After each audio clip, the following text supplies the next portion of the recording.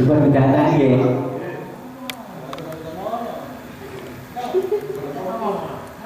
Untuk perawatan mayit. Jadi untuk mayit itu kewajiban kita semua sebagai umat Muslim. Jadi orang kok kudu udin iki ora, udin iku namung perwakilan dari desa. Tapi kewajiban ini untuk kewajiban kita semua sebagai umat Muslim. Ada istilah mayit dan jenazah. Ini ada perbedaan atau tidak? Pilih. Di rumah itu mayit ambil jenazah itu beda apa ora? Bedanya apa?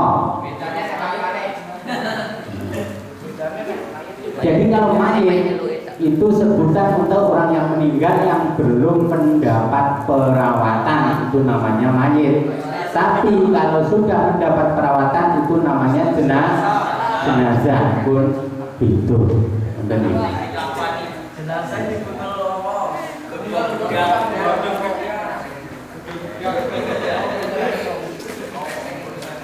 Jadi bagaimana tugas kita untuk merawat mayit?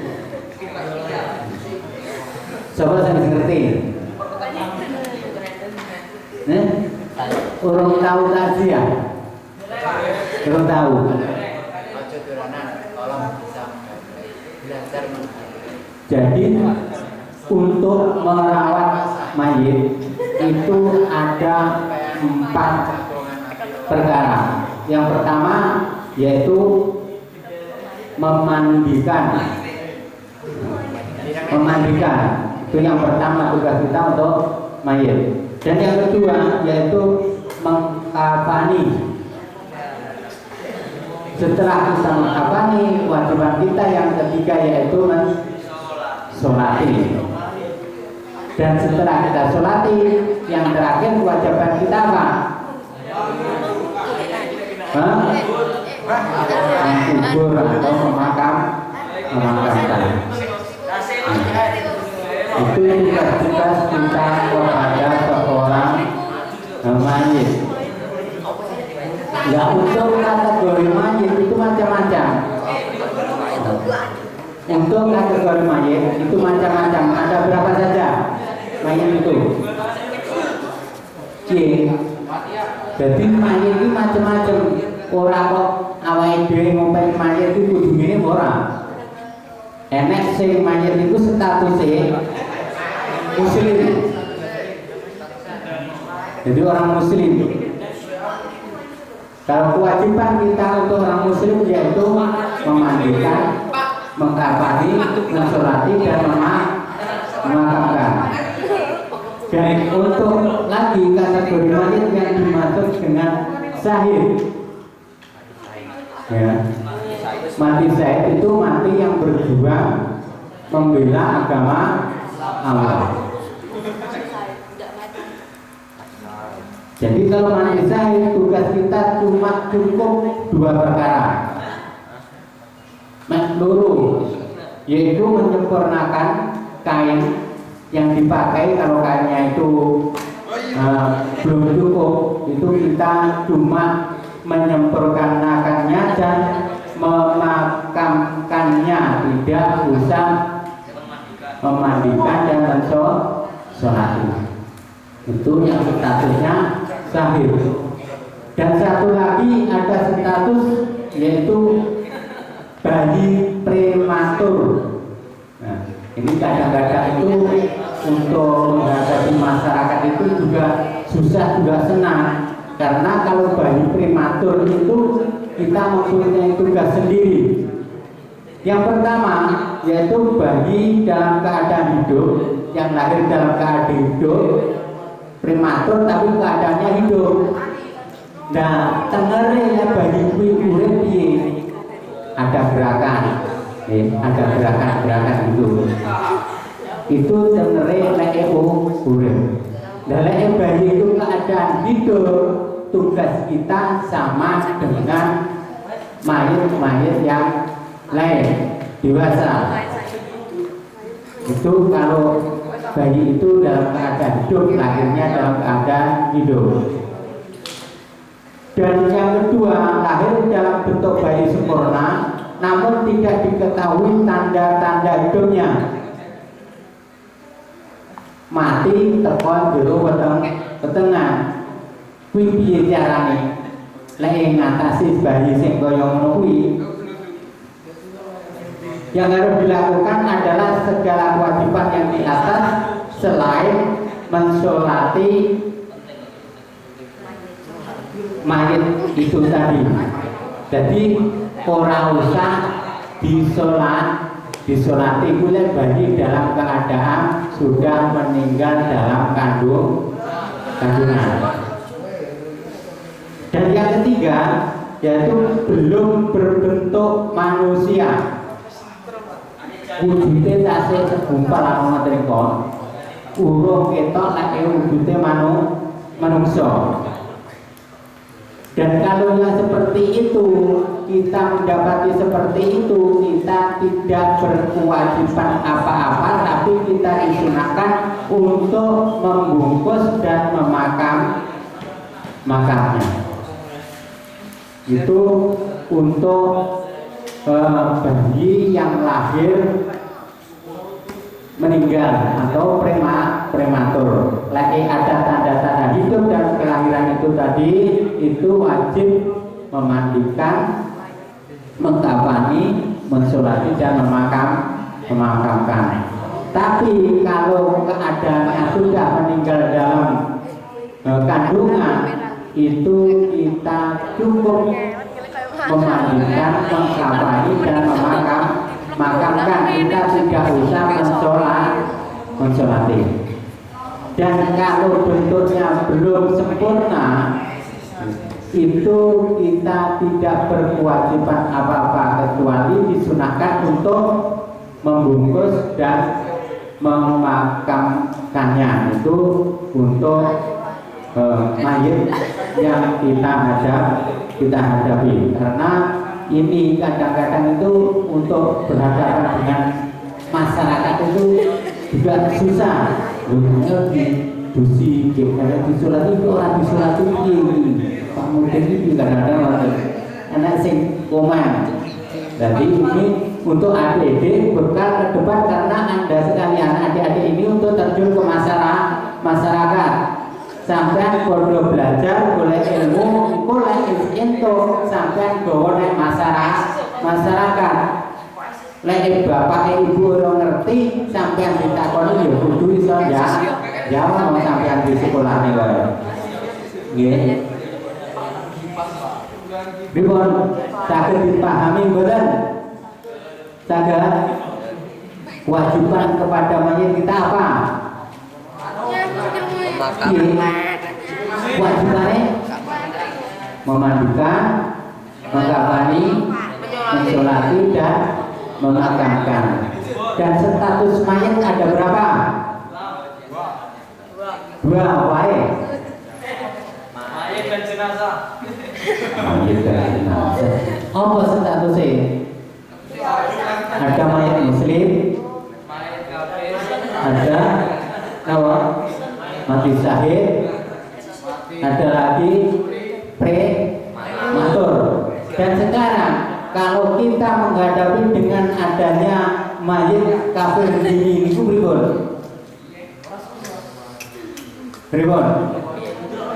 Jadi ada seorang contohipun umat Kristen hidup berdampingan dengan umat Islam. Apa yang harus kita lakukan? Pripun? Konek kono enek tonggone awake dhewe iki kepencil wong Kristen, kepencil. Terus mingke mati. Terus sing kudu awake dhewe lakoni iki piye? Pripun? Kita cukup untuk mengkafani dan memakamkan. Kita tidak wajib untuk memandikan. cukup untuk mengkafani dan memakamkan. Itu kalau kita menghadapi ada seorang tetangga Kristen terus neng gunung kemah mati. Jangan dipahami ya.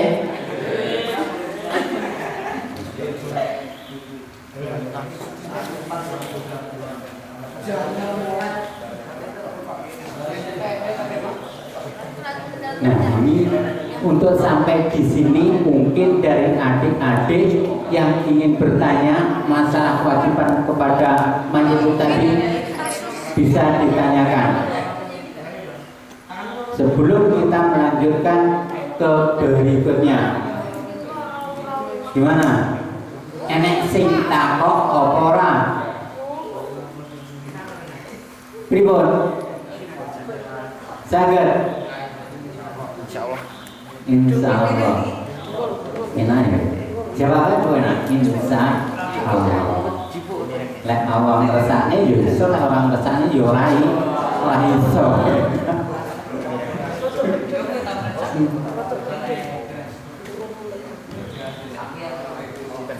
Sekarang prosesi memandikan, carane ngedusi mayit. Nah, di rumah nesek le, di rumah nesek. Di rumah nih, iki sok kabeh iki wong padha ngadepi. Padha ngadepi kabeh. Sampai kabeh yo wajib dipelajari. Orang yang uang kuwi bisa sampai mau sekolahnya harus belajar ya.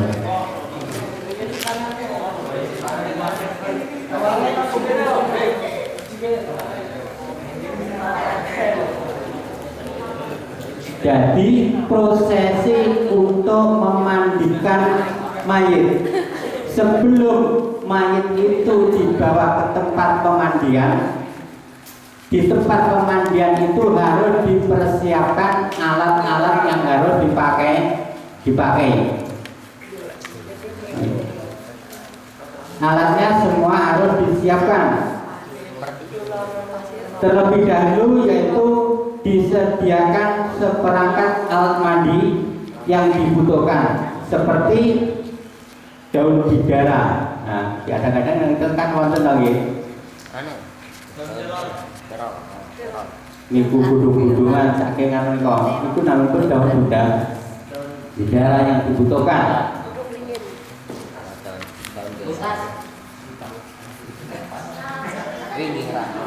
Sabun yang diaduk dengan air.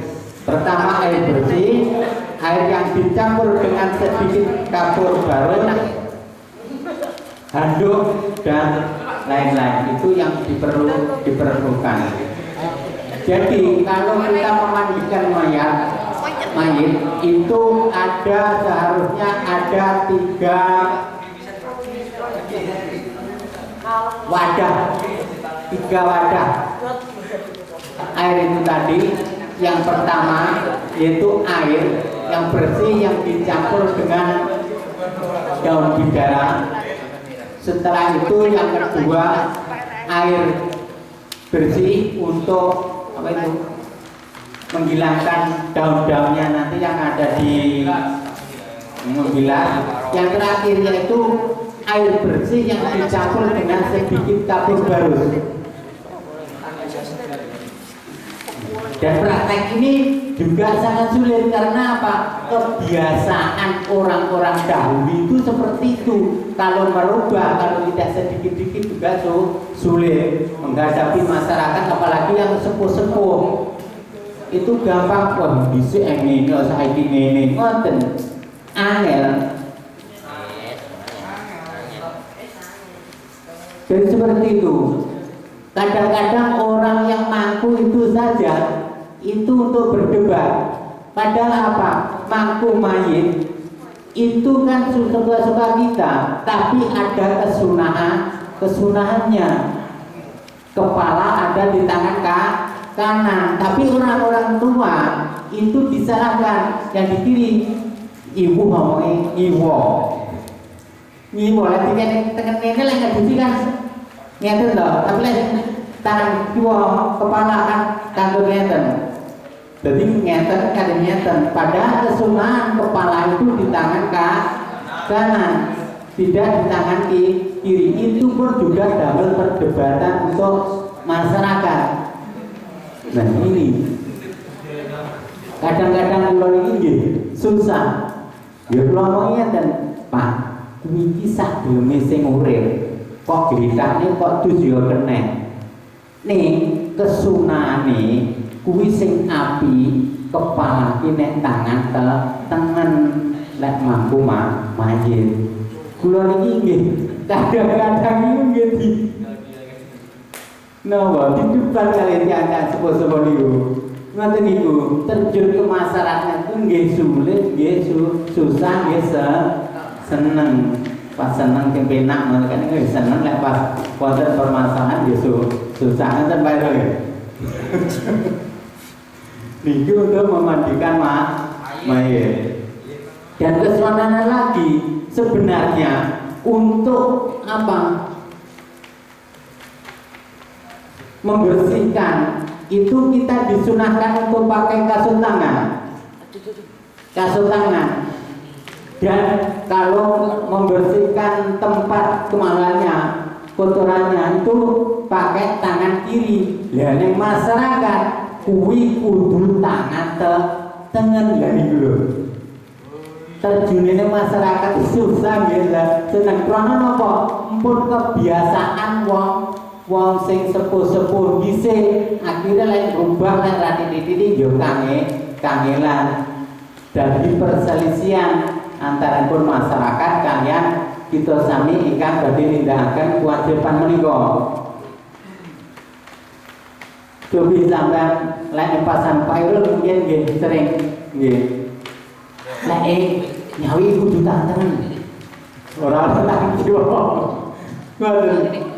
Padahal kedahipun napa tangan kiwa kranten napa lek mboten di napa ndamel kasut tangan orang gawe alas niku dikhawatirkan kalau ada penyakit. Kranten orang itu mesti ada yang membawa suatu penyakit. Untuk kehati-hatian kita jogo-jogo itu memang kesunahnya seperti itu. Tapi karena sudah kebiasaan para sesepuh awake dhewe dadi ngoten iku nggih damel perselisihan. Ngoten niku. Nggih. Jadi pripun paham napa dereng? Untuk memandikan paham. Jadi apa ae? Sak durunge mayit digawa ning pemandian. Pripun? Napa sing disiapke riyen? Napa? Pripun? Kudu iso nggih. Sampeyan di sekolahane dipinterne apa neh kon ngaji. Wonten mriki wonten diniyah, kok murid-murid diniyah kok ora iso. Ditekon lho piye? Ya kudu iso. Wis diniyah wis mampu untuk belajar untuk lebih luas. Yang penting lagi belajar untuk bermasyarakat, apa kebutuhan masyarakat harus bisa. Ibu saya dipahami benar. Jadi peralatan dulu harus disiapkan sebelum mayit dibawa ke tempat pemandian dan tempatnya harus tertutup, ora oleh dibuka. Mikirin nggih damel perdebatan. Ngoten niku lho. Dados terjun ke masyarakat niku ya susah. Ngeten iki primiye wonten mriki masyarakat mriki anu Pak Bu, sing damelan iki tiyang damel napa satir, tiyang kan ngumpul ngoten niku. Dados Kranten zaman rumiyin sing bangga dhisik larang pakaian niku nggih wajar mawon nek pun dipun pageri kalian tiyang. Tapi saat menika kain itu pun kathah awake dhewe turah-turah lambene. Ya ora. Nah, makanya kudu gawe satir damel aling-aling untuk pemandian iku wau. Nggih, dadi lek enek kiwat tengene pas enek wong minggal, lek ora enek napa sing nggo satir mongko ora enek satire sampean kudu ngelingi satir iku lho. Apa lek? Apa satir? Aling-aling selambung diling-lingi ngoten. Lah tujuane napa? Supaya keadaan mayit iku wau pun ngantos sumerat dumateng tiyang lintu ranten iku saged membentuk fitnah dumateng mayit. Contone pas mayite enek sing lara. Lah akhire niku mengke saged debeta teng pundi-pundi iku namipun fitnah dhateng si mayit. Dan orang yang memandikan itu harus keluarganya.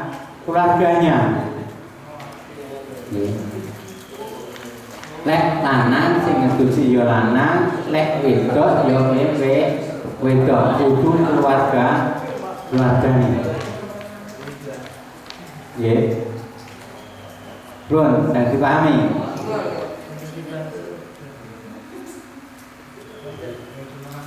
Betulnya jam berapa?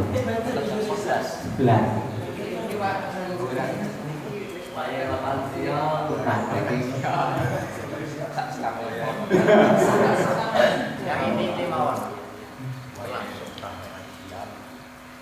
Jadi untuk perawatan mayit seperti itu.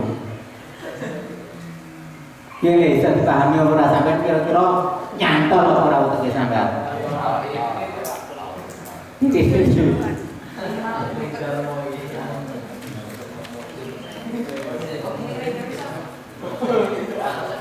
Agak dipahami ya.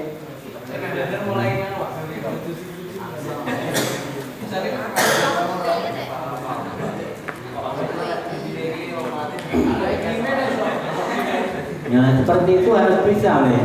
Kudu iso karena nopo kewajibane awake dhewe sebagai umat Islam. Jadi awake dhewe ora kudu nopo menunggu petugas dari desa. Karena apa? Ini nanti kalau sudah petugas dari desa itu sudah purna, itu sudah tidak ada lagi petugas dari desa. Cukup kita sebagai imam mushola masjid yang bisa melaksanakan. Karena itu semua harus bisa, karena itu kewajiban kita semua sebagai umat Islam. Mungkin sampai di sini ada yang bertanya, mulai dari memandikan praktek. Kita mau praktek, kira-kira siapa sing gelem tinggi praktek?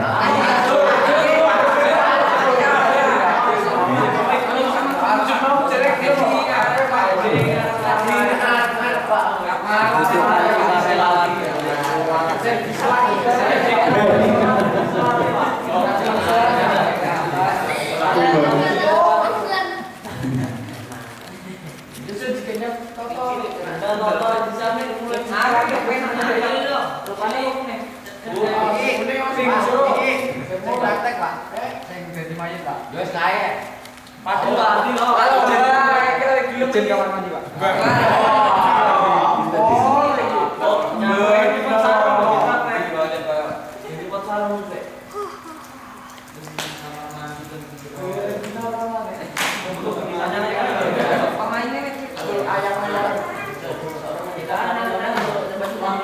Sekarang untuk mengungkapani, caranya mengungkapani mayit. Jadi tata cara untuk mengungkapani mayat.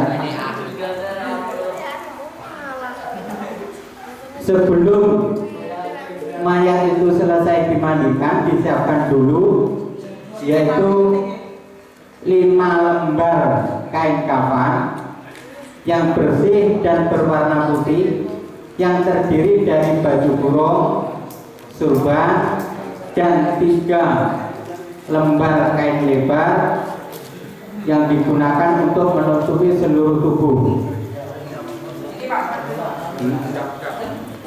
Jadi karena sekarang ini kafan itu cuma kecil-kecil, jadi untuk menutup tubuh mayat itu tidak cukup, maka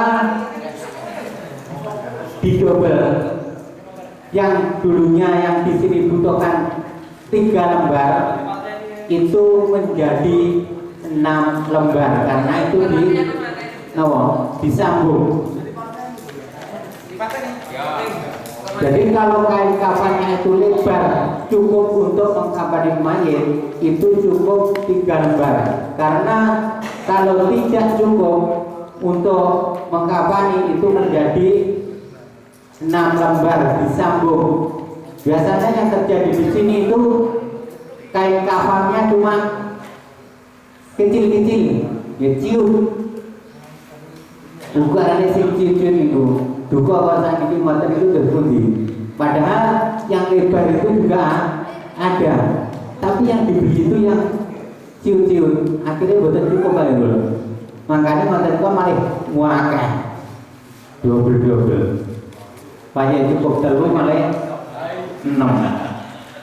Macam itu. Yang terjadi di masyarakat seperti itu.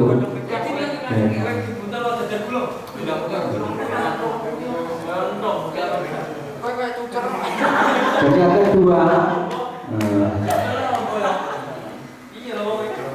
letakkan lembar-lembar kain lebar yang digunakan untuk menutupi seluruh tubuh, kemudian baju kurung, lalu surban untuk mayat laki-laki atau sarung, lalu baju kurung dan kerudung untuk mayat perempuan. Nah itu yang dibutuhkan untuk mengkafani mayat. Setelah itu, setelah peralatan kafan itu kita letakkan di atas meja, itu letakkan mayat yang telah selesai dimandikan dan ditaburi wewangian. Jadi mayat itu diletakkan dalam keadaan terlentang. Ngetriko, kira-kira sampai nggak paham. Nah wis tahu weruh, tapi orang-orang ya paham. Jadi supaya paham mengko praktek. Ngoten ya. Nggih. Dadi wong iki mager teori lek urung praktek niku nggih urung mesti leki bisa, makanya nggo praktek. Dan selanjutnya letakkan kafan yang telah diberi wangian pada anggota tubuh yang berlubang, meliputi kedua mata, kedua lubang hidung, kedua telinga, mulut, 2 lubang kemaluan. Tambahkan pula pada anggota-anggota sujud. Jadi anggota-anggota yang kita buat sujud itu semua kita beri kapas. Dan yang selanjutnya mengikat pantat dengan sehelai kain yang kedua ujungnya dibelah 2. Ini saya bacakan saja karena ini nanti kalau tidak dipraktekkan dalam teorinya itu juga main teori itu juga iso, main ngangen-ngangen tok, Dan selanjutnya lalu mayat dibungkus dengan lapisan pertama, dimulai dari sisi kiri dilipat ke kanan, kemudian sisi kanan dilipat ke kiri. Sedangkan untuk lapis kedua dan ketiga sebagaimana lapis pertama. Dipahami ya? Lalu mayat dibungkus dengan lapisan pertama dimulai dari sisi kiri dilipat ke kanan. Sudah. Setelah mayat dibungkus, sebaiknya diikat dengan beberapa ikatan agar kafan tidak mudah terbuka saat dibawa ke pemakaman. Itu untuk prosesi membungkus mayat. Sekarang setelah kita selesai membungkus, kita diwajibkan untuk mensolati. Nah, ini wajib kifayah, tapi kita semua itu disunahkan untuk mengikuti, untuk menghormati si mayat, mensolati mayat. Hal-hal yang diberikan dengan mensolati mayat yang perlu diketahui meliputi syarat, rukun, teknis pelaksanaan, dan hal-hal yang disunahkan ketika mensolati mayat. Sholat mayat itu rukun apa lah? Ya piye kok ora rukun?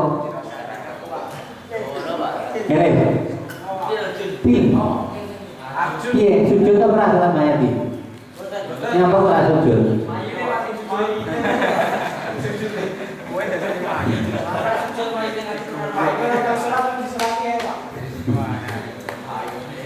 Jadi cukup berdiri.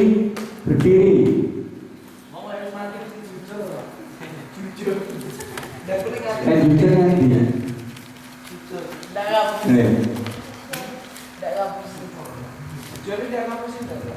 Syarat-syarat untuk sholat jenazah yang pertama yaitu jenazah telah selesai dimandikan dan suci dari najis baik tubuh, kafan ataupun tempatnya. Jadi syaratnya yang pertama harus sudah dimandikan. Kalau belum dimandikan ya tidak boleh untuk disolat. Yang kedua, orang yang mensolati telah memenuhi syarat-syarat sah melakukan sholat. Jadi orang yang mensolati itu harus seperti keadaan kita akan sholat, harus suci.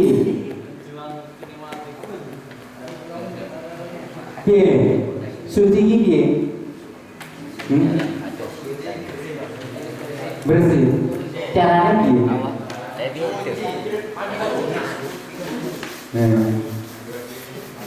Jadi kalau sebelum kita itu sholat, kita harus bersih, baik pakaian kita, badan kita, dan kita harus juga berwudu.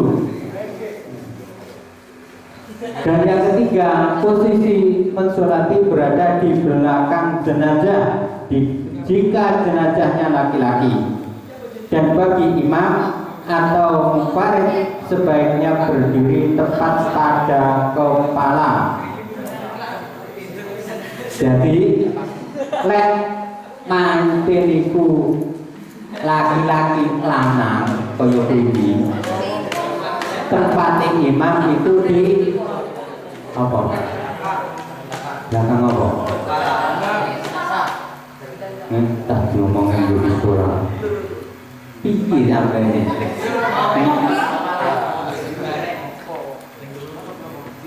diperhatikan loh. Jadi mayatnya itu laki-laki, kita tempatnya imam itu berada di sampai kepala.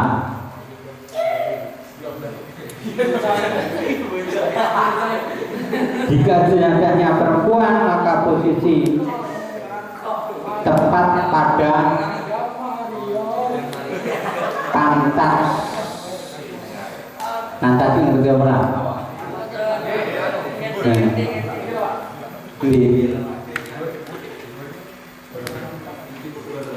Jadi kalau mayatnya laki-laki kita di sebelah kepala, kalau perempuan posisinya di tengah-tengah. Itu posisi untuk kita mensolati. Dan jarak antara mayat dan musolli tidak melebihi 300 dirham, utawi 144 mili. Dan jika sholat dilaksanakan di luar masjid, jadi kalau kita melaksanakan kadang-kadang di sini itu jarang sekali kita melaksanakan itu di masjid, tapi di rumah duka. Kami mawon nih di masjid. Jadi kita untuk melaksanakannya di rumah duka. Dan yang nomor 5 yaitu tidak ada penghalang di antara keduanya.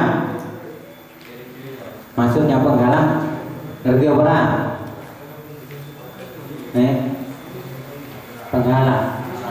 Penghalang kita karo padha karo apa to? Lek Jawane apa penghalang? Alangan. Alengan. Penghalang. Jadi nggak boleh ada penghalangnya, harus jelas. Dan yang keenam, musolli hadir atau berada di dekat jenazah jika yang disolati bisa gaib. Gaib ini ngerti gaib itu apa?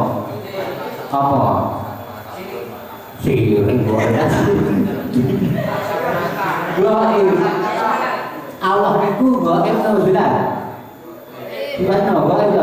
Berarti dia tidak bisa dilihat.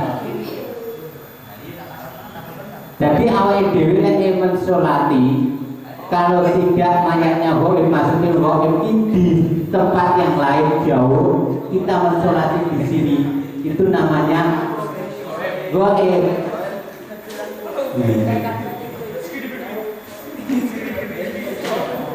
Itu syarat-syarat sholat jenazah.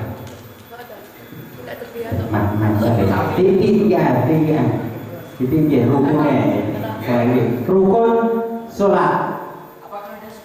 Nah, sholat jenazah itu juga ada rukunnya. Rukunnya ada berapa?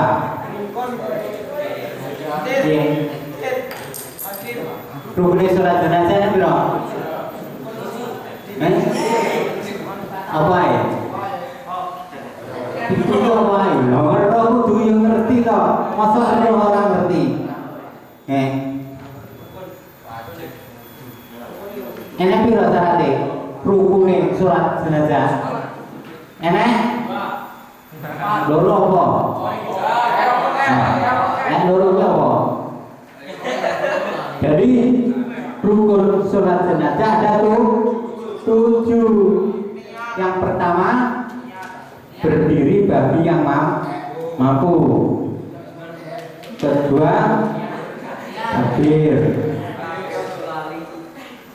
Yang pertama niat ya, benar gue. Masa salah niat. Yang kedua, berdiri bagi yang mampu. Yang ketiga, membaca takbir. Takbirnya ada berapa?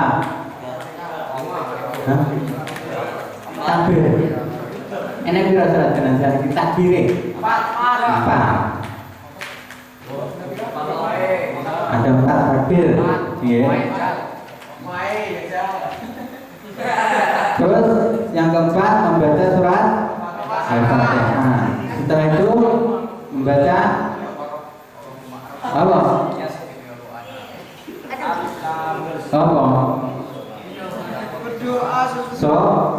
Sholawat. Setelah itu membaca lagi.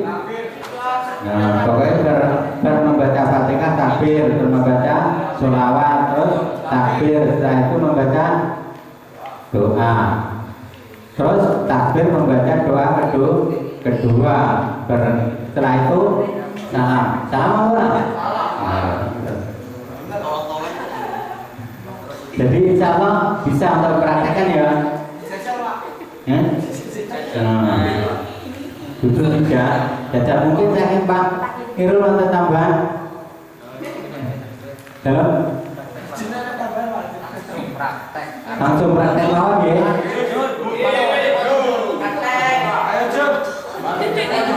Nggih, nangkong praktek mawon sampai suatu jam.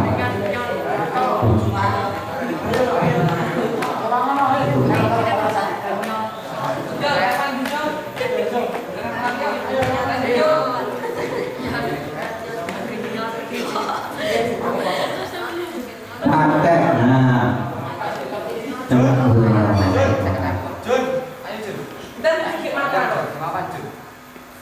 Nah, untuk praktek ini tok mane, ini tok mane tiang sedo, ini ya, Maya. Setelah ini dimandikan, kita sebelum memandikan itu kafan itu sudah siap. Nah, sudah siap.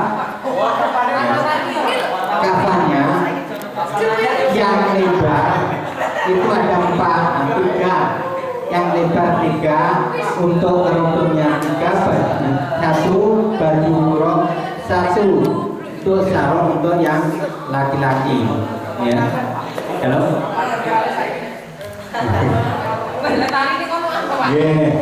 Tali itu juga disediakan sebelum kita kafan itu kita taruh. Ini kita yang tengah itu kita taruh talinya dulu di yang tengah. Nah, dan kita membutuhkan 6 tali di tengah, ya. Tali. Dan setelah itu, nah ini mayit itu setelah kita mandikan kita taruh ke tempat kafan. Nah biasanya kalau ini dipakai yang ada baju kurung itu tepat kepada kepala sini, itu tepat kepada lubang yang ada di sini. Nah, setelah itu lalu kita pakai kapas, kapas itu kita taruh kepada lubang-lubang yang ada di tubuh si mayat itu tadi, dan tempat-tempat yang kena untuk kita sholat, untuk sujud itu kena, itu kita taruh kapas. Ya, paham ya? Untuk mata, hidung, mulut, telinga, ya. Lubang depan, lubang belakang. Terus jari-jari untuk yang kena kita untuk sujud itu. Nah, untuk kaki banyak yang apa itu? Lutut. Nah, kaki, nah itu kita taruh kapas. Setelah selesai kita taruh kapas, nanti kita untuk mengkafani. Untuk proses mengkafani, untuk yang apa? Itu pakai surban dulu dikantongan, terus baju kurungnya. Dan setelah baju kurung, nah itu nanti langsung dikafani. Nah, untuk mengkafani dari yang kiri dulu. Nah, yang kanan. Nah, seperti ini sampai semua kita pakai. Misalnya kalau kafannya 3 ya sampai 3 kali. Setelah selesai kita kafan seperti ini, lalu kita ikat. Kita ikat kalau yang tengah itu kita silam, karena apa? Ditakutkan tangannya itu bisa. Nah, lalu kita silam seperti ini. Seperti ini. Dan kita untuk menali itu kedah pakai tali wangsul. Maksudnya ngerti tali wangsul? Karena duduk itu pun saya ditali pati itu bingung lah arepe dicuri. Ini juga ditali atas bawah ditali. Atas bawah semua ditali. Seperti itu.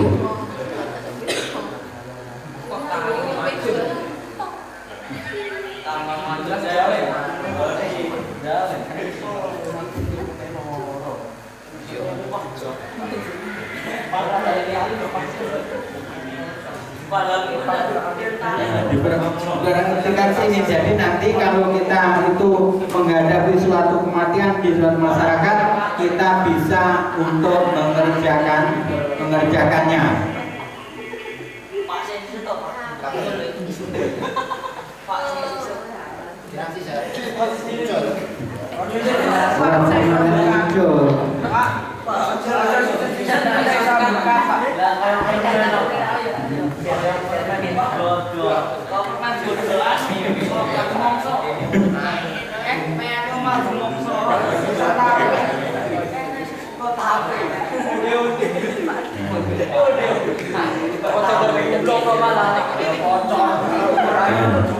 Jadi pun selesai untuk menghafali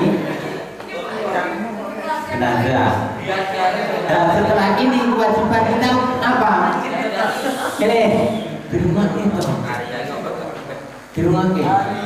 Saiki lek wis mayit iki wis didusi, mayit wis dikafani, tugas awake dhewe apa?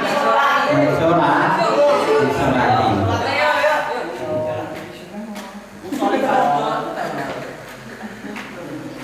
Mensolati mayit.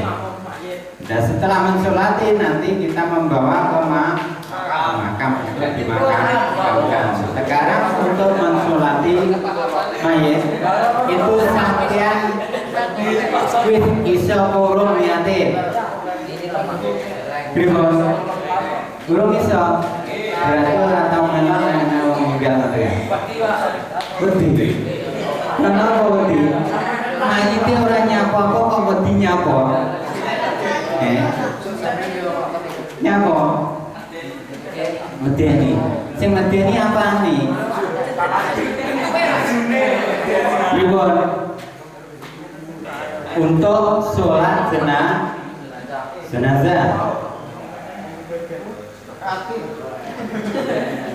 Untuk sholat jenazah, untuk jenazahnya laki-laki dan perempuan itu ada perbedaan.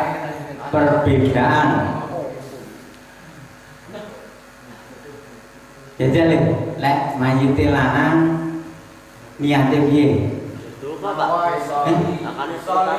Usolli apa? Jadi sob. Usolli ala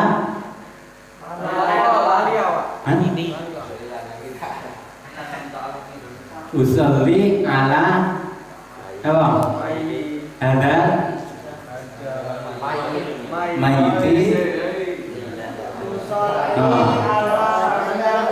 arba'an takbiratin fardhu kifayatin makmuman lillahi ta'ala. Lha pinten wae. Saiki sing wedok, sing wedok piye niate? Napa? Apa kon? Tidak Google ya saya. Nek wedok piye jare? Usolli ala hadal mayitati. Jadi wedok ambil lanang enek bedane. Jadi lek doane yo ngono. Ya. Lek doane yo ngono, mengko pas doa ya, ayo malis. Dagel kami ya. Saniki dipun praktekaken monggo. Kabeh ngadeg. Ngadeg. Ora ngadeg. Niki laki-laki perempuan, Pak. Yo kabeh ngadeg.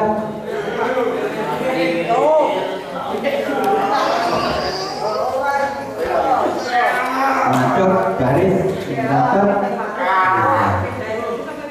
Rontok nempet jane ra apa-apa menawa ra rukuk ra sampeyan sumbulan. Monggo. Wae nek ditoto. Mbak balik nang burine ngono. Iku jar salat iki ora gelem ngatur.